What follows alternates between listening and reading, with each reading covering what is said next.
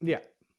And I think a lot of it, like for us, what we do, and it is a tool, right? But at the same time, like I don't want dads to be so caught up in like, okay, I need to create these anchor points because nostalgia is so important. I think for me, Hmm. when I think nostalgia, it's kind of heart centered, right? Heart forward. So like all the memories are usually good memories.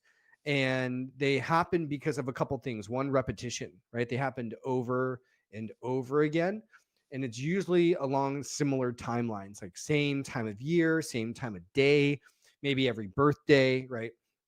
So what one of the ways that we create kind of these nostalgic or anchor points in the girls is we try to keep the repetition simple, right? So it could be as easy as like every Friday when we get on in the car for drop offs, like I literally say happy Friday and then the girls say happy Friday. Like it could be something like that so that when they Yeah. start growing up and they're not in school anymore and they come to visit, I can say happy Friday and it reminds them of all the car drop offs and pickups that we used to do. So I'm not saying it every day, but I do say it every Friday morning, right? That would be really And weird so if you said happy Friday every on a day. Tuesday, like, like dad, you're pushing Sorry. it a little bit, right? You're trying to make this happen a little too much, right? Or like what we talked about, like our own childhood memories of our dad. So like being able to spend time with each girl every night, just reviewing their day and stuff like that. Like that's what they're going to remember even when they're no longer sleeping under this roof, right? They're going to remember like, oh, the check-ins with dad and stuff like that. Like that's something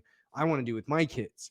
And so for me, the goal of nostalgia is less about deliberately creating it versus just making sure that I'm leading, like I'm heart centered, right? Just making sure that I'm doing something that's consistently around them that's repetitive. So again, you don't need to like break your back about scheduling stuff like that, but look at like one or two things that you already naturally do repetitively. Like for us, one of those things are like around 4 o'clock, we go outside like every day and they hear the wind and the trees and they remember playing Batman and riding their razor scooters. And no matter what age bracket they're in, we always go outside before dinner.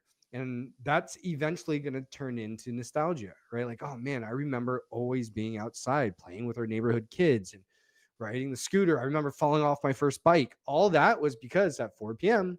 we go out